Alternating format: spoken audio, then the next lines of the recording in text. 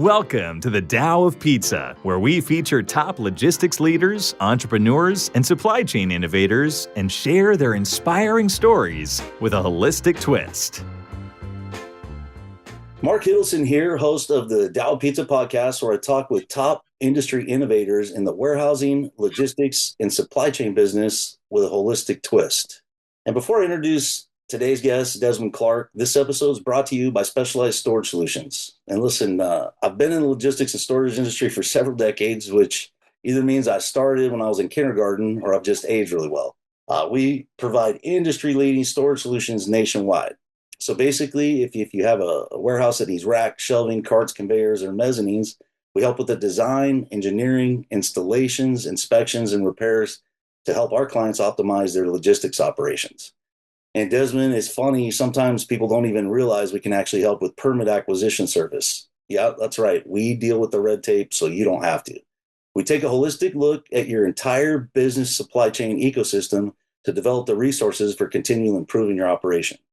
To learn more, visit specialracks.com or give us a call at 707-732-3892. And just for podcast listeners, I'll even give you my personal email, markhiddleson@aol.com. Yes, I still use AOL, and I'm proud of it. If you're ready to take your warehouse storage and retrieval systems to the next level, drop me a line. And I got one more I have to give a shout out for Jeremy Weiss. Dr. Jeremy Weiss of Rise 25 introduced me to Desmond. And Rise 25 specializes in helping clients reach and make a contribution to their top 200 business relationships and strategic partners. So check out the episode with on Jeremy's podcast, The Inspired Insider, and check out their website. So today we're joined by Desmond Clark, a former Chicago Bear great who played 8 seasons with the Bears and 12 in the NFL overall. In college, Desmond was a standout wide receiver at Wake Forest University.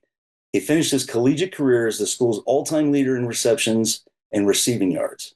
Desmond was a consistent performer in the ACC, earning all-conference honors and displaying the athleticism and hands that would later define his NFL career. His impressive production and versatility at Wake Forest helped him transition to tight end in the NFL, where he continued to excel. He has since transitioned as an entrepreneur, leading his company, Bear Down Logistics, to dominate in the heavy and oversized dimensional hauling space, all the while following his passion to inspire others to accomplish their greatness as a highly sought-after international motivational speaker and author. Desmond, welcome to the Tao of Pizza. Hey, what's going on, Mark? How you doing, man? Good, man. Hold on. Before we get started with anything else, we got to address this whole AOL thing, man. Like, you say I still use AOL and I'm proud of it. That's something that you guys say. I still use AOL. Don't judge me. Okay, all right, don't. So I have a business. I'm using the AOL for certain projects. I have transitioned to business because clients have told me if you don't have a domain that matches, so now I have mark at specialracks.com. I don't always give that one out because that's kind of streamlined. But I do check the AOL because there's a lot of people, I've been doing this for a long time, and so a lot of people don't have my new email. And so I go through all those spams and everyone, and I just got hacked on AOL too. The bad thing about AOL is it's easy. You know, somebody it was an invitation and it looked like it was coming from me. And so I got a lot of texts saying, hey, is this real? I had to say, no, it's not, just delete it. But yeah, that happens, man. I remember it was Clark Ketchingham at AOL, and it was Clark Ketch, the letter N-E-M at AOL. I wish I remember my password. I probably got a bunch of emails still in there, but can't remember my password. Yeah. Back in the day, I got they used to give out CDs at Target, and you could just plug it into your computer and it downloaded all the AOL operating system and everything else. So that, like, I really thought I was getting hopefully we don't have anybody under 25 years old watching this, because they're going to be like, what in the hell are they talking about? Yeah, it's true. My youngest is 21, and he was caught in a conversation saying, what's a cassette? Exactly. Pretty soon it's going to be, what was a CD? What is that? Yeah. So Des, I want to start out with a couple quick questions about the NFL. I know that you're pumped Mhm. about your new business. Um, well, first of all, I offered the guys on our team know that you're coming on, so I said, hey, if you guys come up with a good question, I'll ask it on the interview. So there's one I want to ask in the beginning from Tony Catano, who's one of our top associates. He said, what was it that made you get into the logistics, or what specifically made you choose logistics? Was there a financial incentive, or was there another goal, or something you could see you could fulfill something else through this business? Yeah. So first of all, it was the pandemic. If it wasn't for the pandemic, I probably wouldn't be in logistics right now. And here's why. I had in 2019, I was still in the insurance and financial industry, but I was like, man, I want to do something different. I want to go out and do what I'm called to do. So I started writing my book, Principles of Winning, at the time, and I know we'll talk about that a little later. In 2020, I'm going to get out here and I'm just going to inspire the world. I believe everybody have greatness. And that was one of the things I wanted to help everybody recognize their own greatness and also do leadership development, right? And then the pandemic hit. So it wiped out all of the speaking. And I was speaking a little bit before this, but this was me saying, okay, I'm going to make this into a business. This is what I'm going to do full time. Pandemic hit, wiped all of that out. So for a year and a half, I was just kind of floating trying to figure. I was doing a little bit of speaking via Zoom because that became real big, but it wasn't nearly the money and the exposure and everything that I was planning on. So the summer of 2021, someone hit me from LinkedIn. They Bears fan. He had just started his logistics company earlier that year, and it was booming. And he said, "Hey, maybe you could come over and help me build my company because you're a good marketer."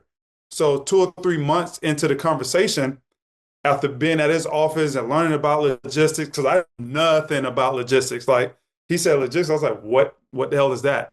Um, but I got caught up really quick. And in those 2 or 3 months, I fell in love with it. I was like, oh my God, this is a business. And I liked the way that they did their business. They showed me all the processes, system, mess, and how to do bridge and move containers and all of this stuff. And I said, you know what? I don't necessarily want to work for you. I think I want to build a business on my own.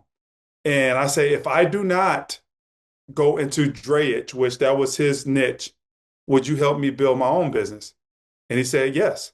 So if you look at my logo and go and look up Dray Depot, Dray Depot, in Chicago, Illinois, it's almost identical. I did everything that he told me to do. I also made my logo almost identical to his pattern color because he was my early mentor. And that's how I got into it, by accident, by somebody just reaching out. He was a Bears fan. We started talking. He gave me the proposition to come in with him. And I kind of pivoted and said, I actually like this. Would you help me build my own business? Nice. And so share a little bit. So I love it. I call it when something is, gets all screwed up. I like to call it an opportunity.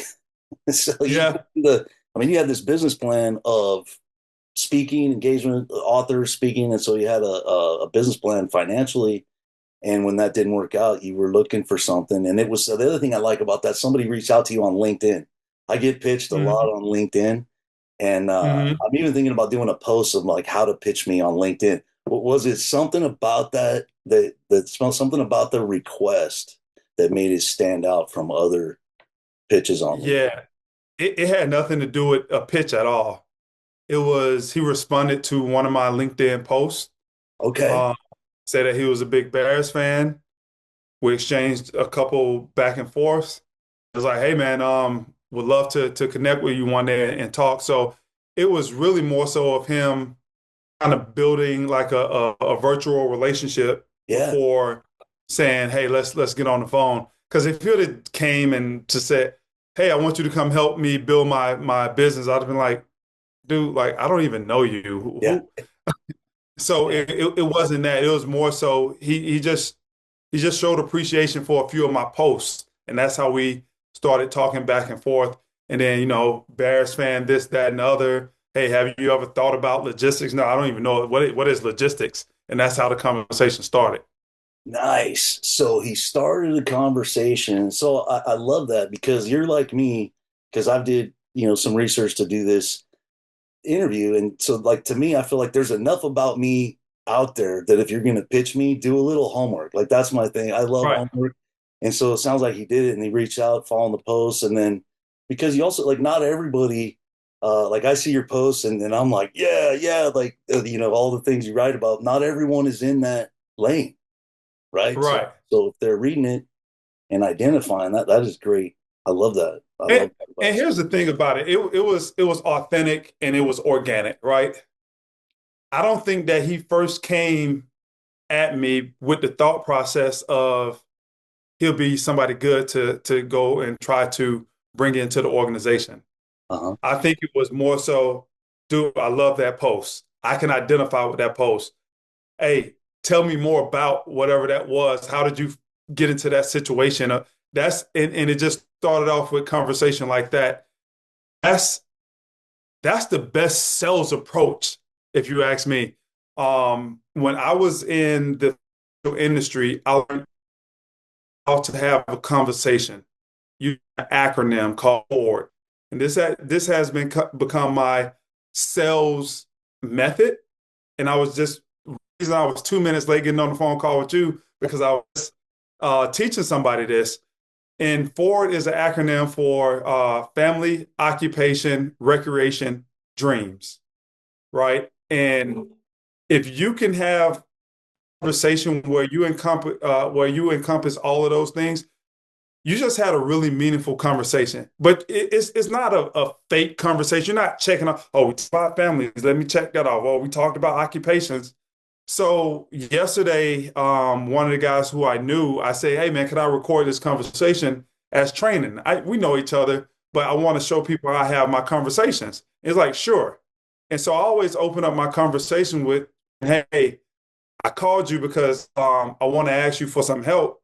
Specifically, do you know people in certain industries to help me to grow my business? But before we get into that, I say the last time we talked, which was a year ago, you were in the midst of going to another job. How did that turn out? So right away, I got into the occupation, and he talked for 5 or 6 minutes, and of course, he asked me about my occupation, and then now we go into, all right, man. So I know you're working hard, but are you still golfing? I know the last time we talked, you was like a water ski person. Are you still doing? So now recreation, right? Yeah. Um, so all right, now we talk about that and whatever it is. And so, dude, you had a 2-year-old daughter. I forgot her name. What's her name again? How is she doing? How's the rest of the family doing? And now we're talking about family. Have y'all taken any like meaningful trips or anything? And now that you're at this company, so what's the outlook on this now for your new company? Now we're talking about dreams and goals at the end. And if you have a company, you have really meaningful conversation. And like I say, it's not check boxes. You have to really be interested in other people. Right? And now, if we're having a 30-minute conversation, that conversation, I'll say, well, Mark, I told you at the beginning of the conversation, I was calling to ask for your help. You mind if I go ahead and transition into that? Sure. Hey, so I've been doing Bear Down Logistics for the last years now, and we are uh, really kicking ass in heavy haul. And I'm trying to grow the business as much as possible. But the way that I'm doing it is by reaching out to my contacts and letting you guys put me in places by introducing me to a few people. And then I'll go through my client profile and say, hey, these are the type of people I'm looking to be connected to. Would you know one, two, or three people in these industries? Boom. Yes, no, maybe so. Yeah. But if they say no, I try not to leave off the phone with a commitment because if you don't know anybody in those industries, you know somebody that's worthwhile, that's high level, that I probably could talk to, that I could benefit from just as a human, right? Introduce me to that person if you have nobody else. And so now I'm building my network in these specific industries. And it's not about who can you put me in contact to that needs my services right now? No, just put me in the industry. And as I continue to build out my network in the industry, when those opportunities arise, they'll come back because I'll plant the seed. And I'll say, hey, if you ever need heavy haul or oversized dimensional hauling for your company, you know, would you give me a call? Absolutely. Yeah. And then just leave it at that. And if we go into a deeper conversation because they want to know more, then great, right? But Yeah. it's a way of selling without pitching people. It's like if I can make you like me, if I can make you say, man, I really like being around Desmond. I really enjoy the conversations that I have with Desmond. Guess what? They're going to find more ways so we can have more interactions. And one of those ways may be, hey, I have needs. Let me give those to Desmond because Yeah. I like interacting with him. Yeah. And we've got some leads. I was thinking about before we came on. So what are some of those industries? Because we're like almost everybody we deal with warehouse logistics, like everybody is using, and I noticed you mentioned heavy haul. You're trying to dominate the heavy haul industry, but I looked at your website. You're doing flatbed, you're doing containers, you're doing van, and you've got a thing for a free quote. So share a little bit about Right. what industries, why heavy haul is a niche, and what are some of the other uh, businesses or industries that you want to network and be connected with. Right. I'll tell you why heavy haul has become our calling card. It's because everybody can't do it the right way, right? It's easier just to put something in a dry van. It's you got your pallets and you stack them in there. Great, right? But when it comes to heavy haul and knowing how to go out and be full service, go out and get the cranes and have the people to come and disassemble those huge ass machines and be able to load them on those trailers the right way and go out and find these specialized trailers with 15 axles on it, right? And being able to know how to rig things the right way so 300,000 pounds can be lifted up into the air and then it could be eased down on the back of that trailer to go and get all the permits and know if you need to call the California Highway Patrol for escorting because we have a super load. Knowing all of these little details, not everybody can do that. Not everybody is willing to do that. But you know what? There is more money into that. And so we can do less volume and still have great revenue. And then the margins are bigger in that also, I've come to find. So over the last year, that's why we said, you know what, let us do what's hard and let that be the reason why people call us. But we can do everything. We can move the dry van stuff. We can move the box truck and the flatbed stuff. But we want to be known for the heavy haul because I think by doing that, we just show a greater level of expertise in what we do. Yeah, and so the vertical, and so that's a great. I love a niche, right? So it's not a commodity like trucking. And we get calls from logistics companies. At least I do every day. I don't know if you Mhm. want me to say the name, but there's one, and I've talked to friends who are like, yeah, they call me every day, man. Oh man, Every I can. So TQL or Yep, CH that's Robinson? it. Which one is it? It's DQL. You hit it on the first. I knew. I'm like, if this guy knows, I can bring it up, I Yeah, deleted 3 messages because my voicemail gets full because I got 10 messages from TQL. Yeah. right, So you're going for like, hey, we're the best at this. It's not easy. I mean, our business is a lot the same way. And this is what and you right, mentioned the permits. Like that's part of my advertising. Like we deal with the permits, so you don't have to. Uh, right. and so are you looking to grow in all of those other areas at the same time? Absolutely. So the way we're set up as a company, right? I have all broker agents, so I don't have any employees, and all of those guys they sign exclusively to be a broker agent for Bear Down Logistics, right? Those agents they can build their businesses the way that they see fit. I have agents that are proficient in different things, right? One of my agents he does all show freight, like all the freight that's in the convention centers and all that setup he specializes in that, and that has a lot of intricacies. Also, we have people that just do flatbed freight, so they can do it however they see fit. My job on the back end for Bear Down Logistics is to make sure that they have all of the necessary resources to go out and build their book of business. And so when they bring in opportunities to move freight and they put it on the board, now me and my team and my broker agents, I look at them as my business partners, right? Yeah. But then my team on the back end, once they put those opportunities on the board to move freight, we make sure it's up. We make sure everything is communicated.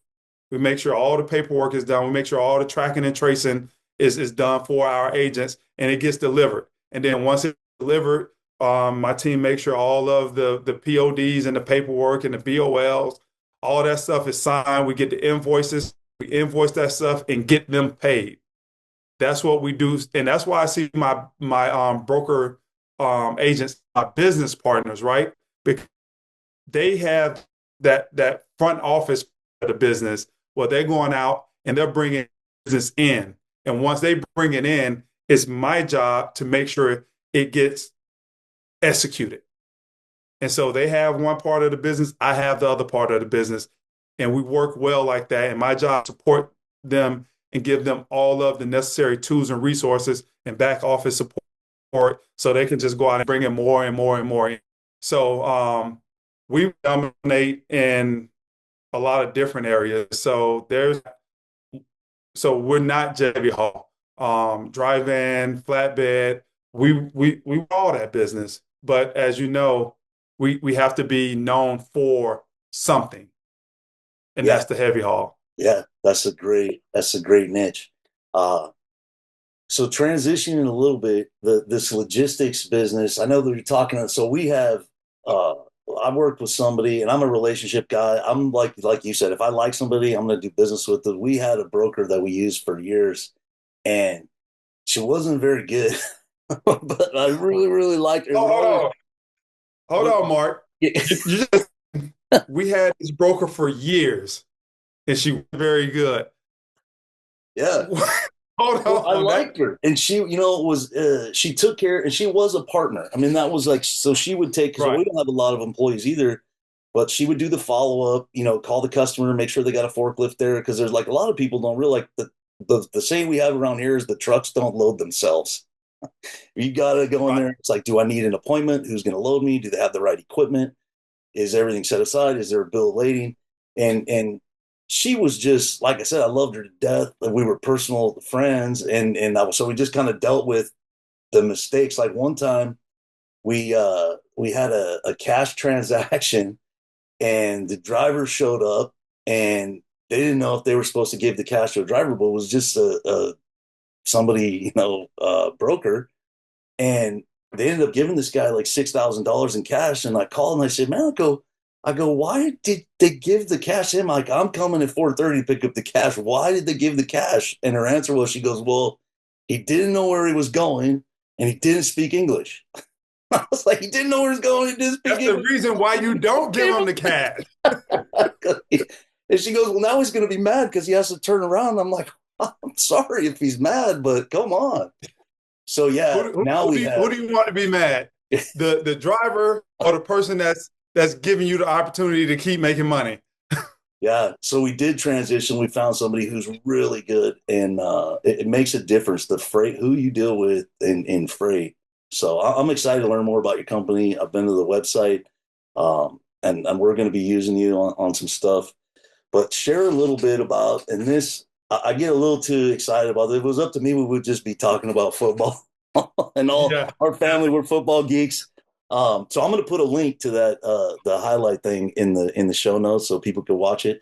But share a little bit about how, like, I would say I don't know what kind of work it takes to be in the NFL, but obviously it's a very high expectancy level of yourself, commitment. Like, what are some of the things, lessons you learned getting into the NFL, staying in the NFL, that transition into business? Mind if I throw something right back at you and have you answer that first? Yeah. So you are at the top of the stack when it comes to the storage business. Like you're the top 1% at what you do, right? Yeah. What did it take for you to become top 1% at what you do, Mark? Well, it started with I had to have that as a goal. Like if I didn't want to get into the top percent, I wouldn't have done all the things I did.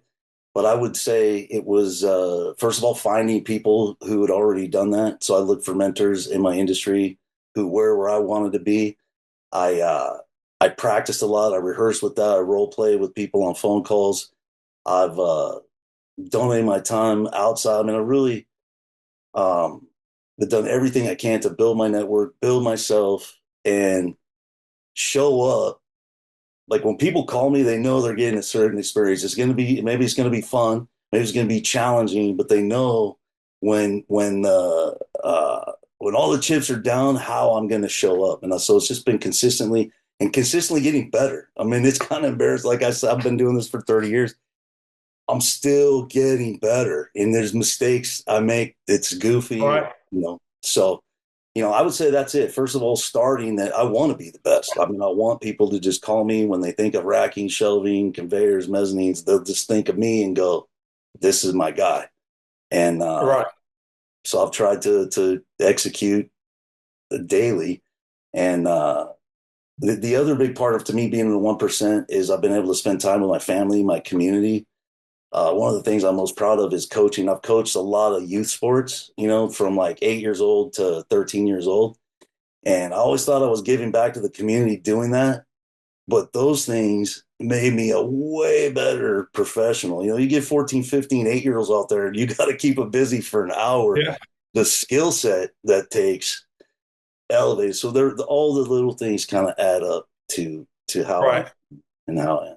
So And then would you say that you were willing to do more, put in more time, more effort than a lot of the people that over the 30 years you've seen come and go, or and I don't mean this in a bad way, you've taken positions from some people because you put in more effort, more time, more dedication, more focus to your craft than they did.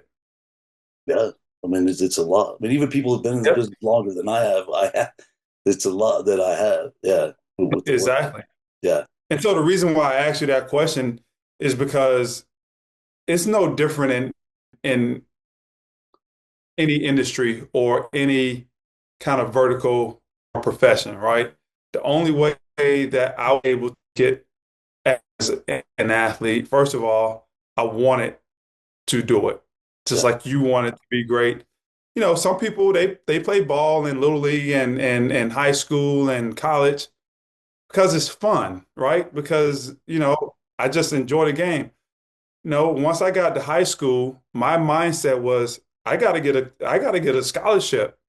Like that was my goal.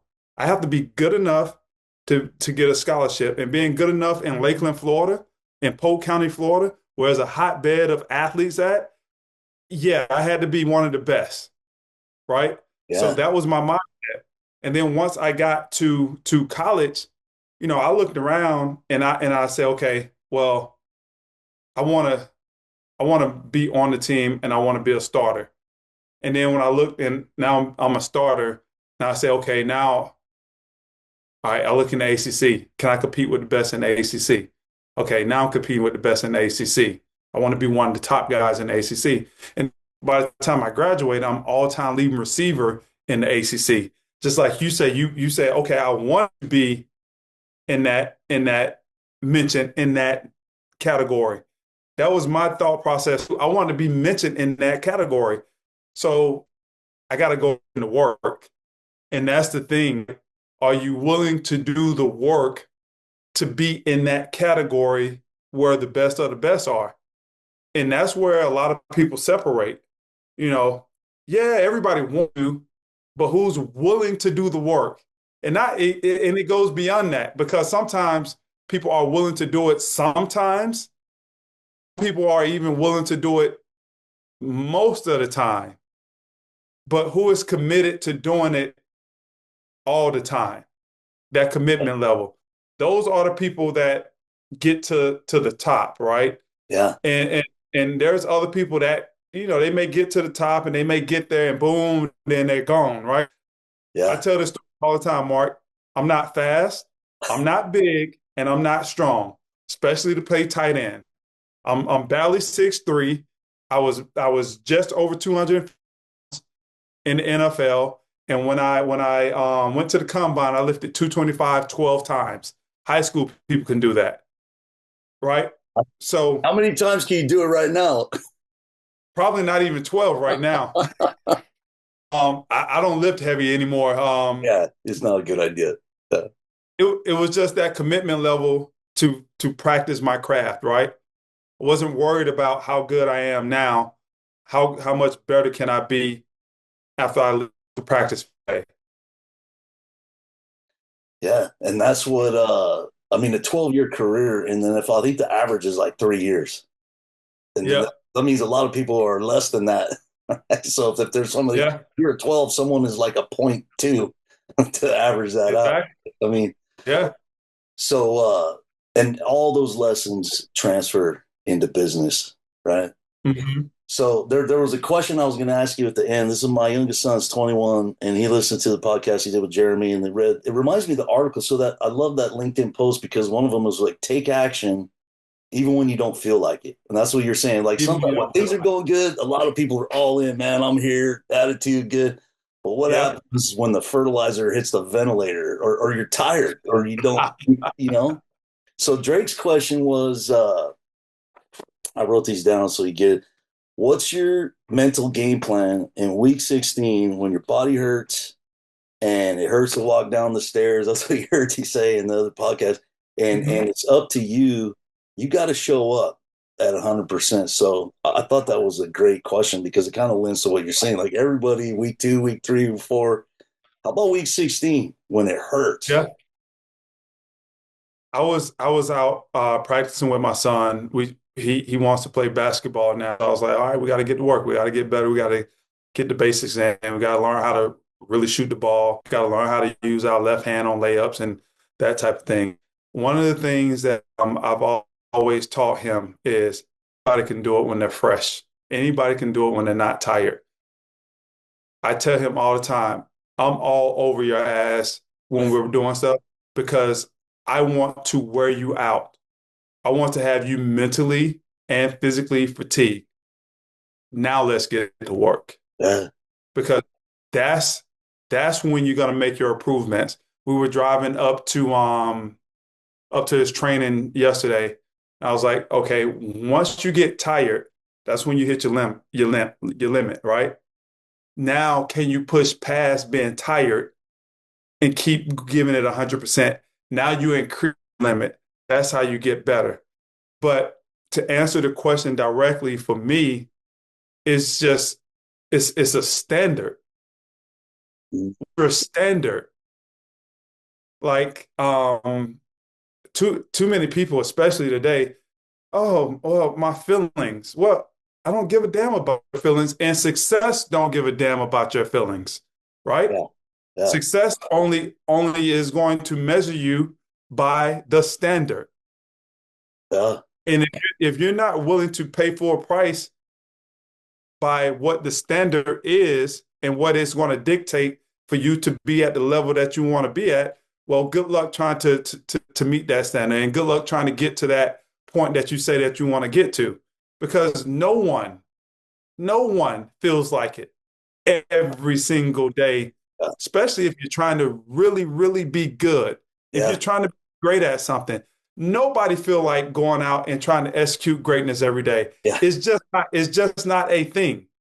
It's a standard, right? It's a Yeah. standard. Okay, I know I'm sore. I know I'm tired. I don't feel like getting up today, but I'm gonna go and I'm gonna go put the work in and make sure that I uphold my standard. Like you said, how you showing up every day? Yeah. Like I tell my son, be tired all you want to be. I don't give a damn if you have to cry about it. Just keep going. Yeah. Just keep going. Yeah. Yeah. I can think of there's been times like usually if I have a meeting or a big presentation or something, I try to get good sleep. I try to eat right. I try to exercise, be on the program. But there's times where you got to travel, or maybe you went to an event the day before and you're not feeling as good.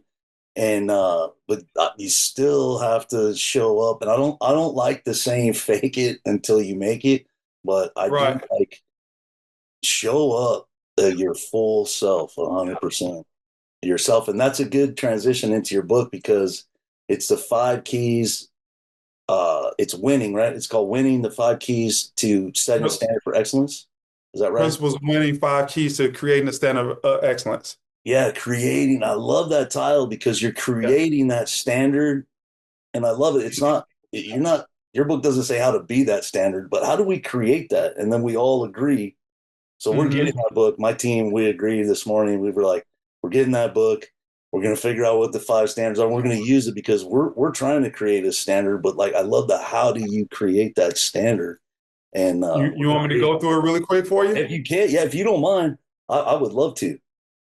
First thing is your name and your word. What does that mean to you? What do you want it to mean for you, right? And then what do you want it to mean to everybody else that comes in contact with you? Define that. I don't think enough people define what they want name to mean. And that becomes your brand. And like I tell people all the time, you if you don't look at your individual self as a business, you give yourself a disservice Yeah. because a business is an entity that has a product or a service that they trade for income, Yeah. money, something, right, of value. Yep. Absolutely. So that's what we get up and do every single day. You go into a job, whether you own a, whatever that is. If you're the secretary for the CEO, your business is secretarial business. So what's your brand? If you are working in a factory and you go in and you got to go work on machines every day, that's your business. You are a machine maintenance repair guy. That's what you do for a business. That's just not your work. You are the business. Yeah. I love that. What's your brand? What's your brand? Because when they say your name, it comes with a certain connotation. When they say your name, it comes with a certain standard. It comes with a certain, they think something of the name, whether they recognize it or not. When they say your name, is so let's be very intentional and let's influence what people think about when they say your name. That means a whole lot. The second thing is the power of relationships. And everybody talks about, hey, it's a relationship business, this, that, and the other. But how many times do we tell or try to coach people on how to build meaningful relationships? Well, that's what we talk about in the book. Hey, first of all, you gotta create value. And value is not what you think is valuable, but what the person that you're engaging with think is valuable. So you got to have a meaningful conversation to get that. Then no judgment. Hey, just because we have differences of opinion, be more be more inquisitive to see how they came to those opinions. And Yeah. then always be encouraging and be challenging. Like challenge people to be at their best, encourage them. But also, if you need to, put the proverbial foot up somebody's butt to get them going. Like, dude, you're better than that. Let's go, man. Like, come on. I find the people that I challenge the most become like my best friends Yeah. Oh yeah. because everybody wants somebody to see them at their highest level. And I try to see everybody at the highest level that I can see them, and I challenge them to get there, right? Yeah. So building relationships.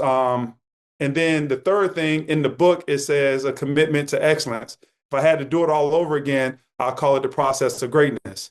The process of greatness is executing the details in excellence consistently over time.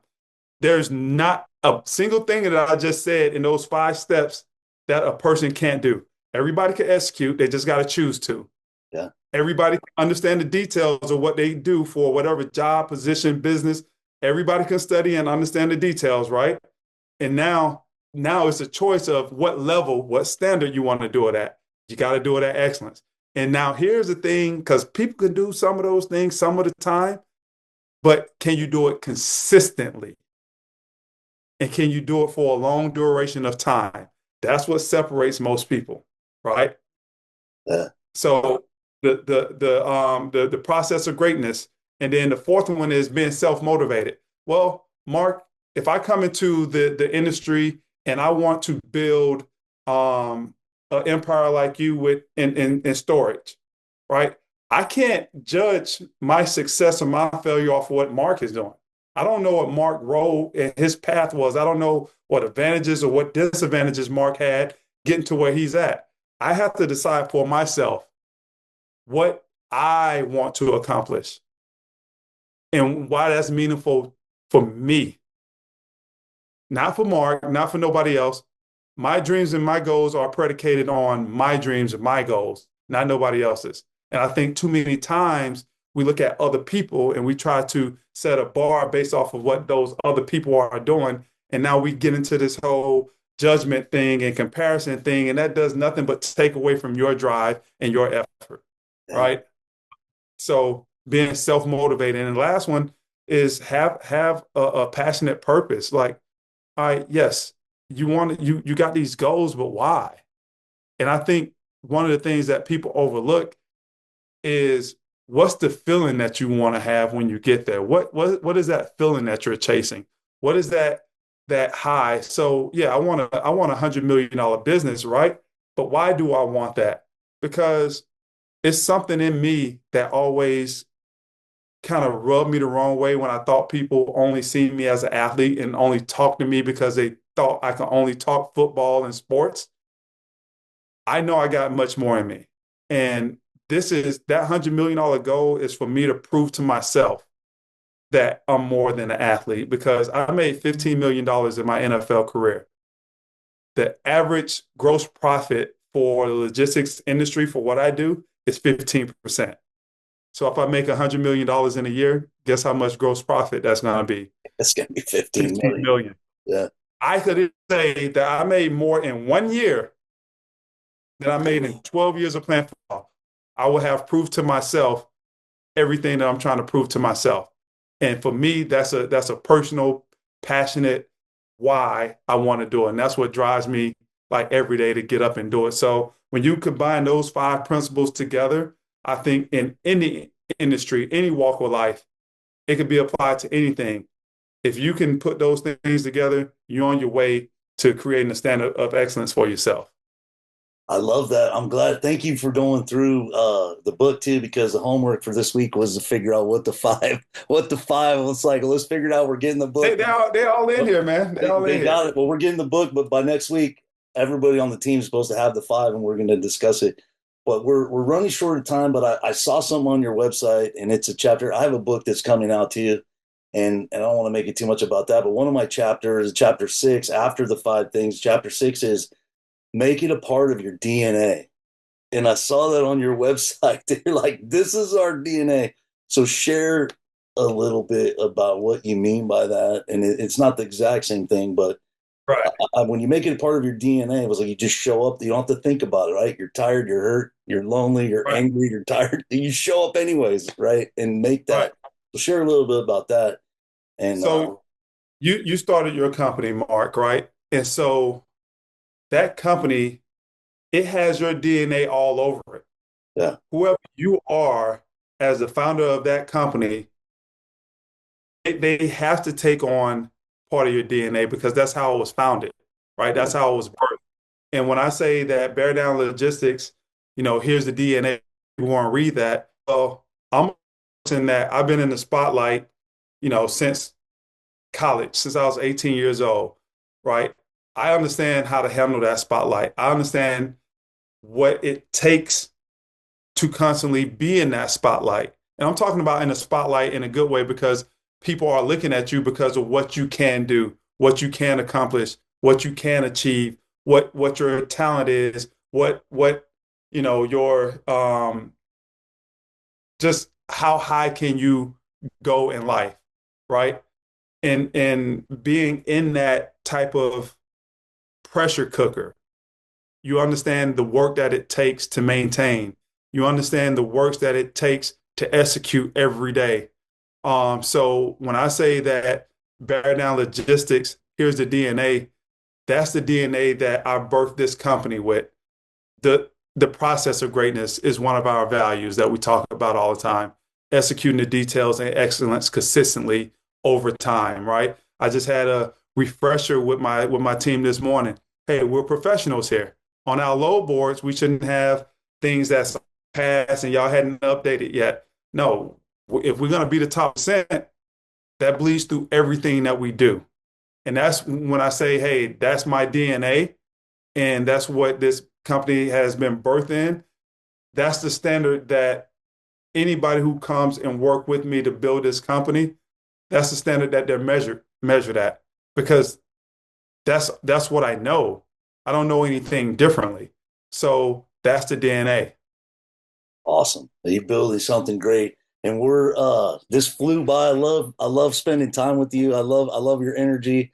And I want to, so share us, what's the best way? How do you want people to reach out with if you're looking for broker partners or clients, like what's the best way to contact you? Yeah. How do we get a hold of you? So here's the thing. I want more good broker agents. I haven't had to go out and search for broker agents since I've started. I have 6 broker agents with me now. All of them found me, right? One way or another. And I want to keep attracting that type of talent, people who want to be over here, people who say, hey, Desmond, tell me about your company. And then they say, okay, I can identify with who you are and what your company is doing. I want to be a part of it. That's how I want to grow this company. And listen, I'm not even going to tell those people how to find me. I'm not that hard to find. Exactly. So if they want to be a part of an organization like mine, I'm not that hard to find. I'm very, very accessible. I'm very easy to get in contact with, and I answer my phone and I answer my emails all the time. But for the companies who say, you know what, I would like to give that guy a shot because I want him to show and prove that he can actually do this stuff that he's talking about, because that's the type of company that we want to be aligned with. Well, go right to the website, www.beardown, BEARDOWN -logistics. Don't get it mixed up with Bear Down Logistics, because there's other companies out there. We're beardown-logistics.com. And just shoot me an email at info@beardown-logistics.com. Or like I told the other people, I'm really not that hard to find. I'm very, very accessible. And look, I want to connect with people. I don't want to just connect with freight. I want to connect with people that's doing freight, because that's what it's all about. It's when it really becomes meaningful, and it really it's fun. It's fun. It's engaging, and now you look forward to getting up in the mornings, because I got to go and have a conversation with Mark today. I'm looking forward to that today. So that's how I like to look at work and what we're building here at Bear Down Logistics. Man, I love that. I want to be the first to thank you for coming on the show. This has been awesome. We're going to stay connected. Absolutely. Thank you so much, man. I appreciate it, man. Yeah, because we started having this interview, and I was like, we got to shut this down. We talked about too much now. We got to save some of this for the interview. When we started talking earlier this week, we got a lot of conversations to have. We're connected in a lot of ways that we haven't expounded on yet. There's some people I want to send your way. I know there's some opportunity that I could bring your way, and I know there's opportunities you can bring my way. So, man, I just look forward to the next week, the next months, the next years as we continue to build as people. Yeah, me too. Thank you so much, man. This has been awesome. Sir. Absolutely. Thanks for listening to the Tao of Pizza podcast. We'll see you again next time, and be sure to click subscribe to get future episodes.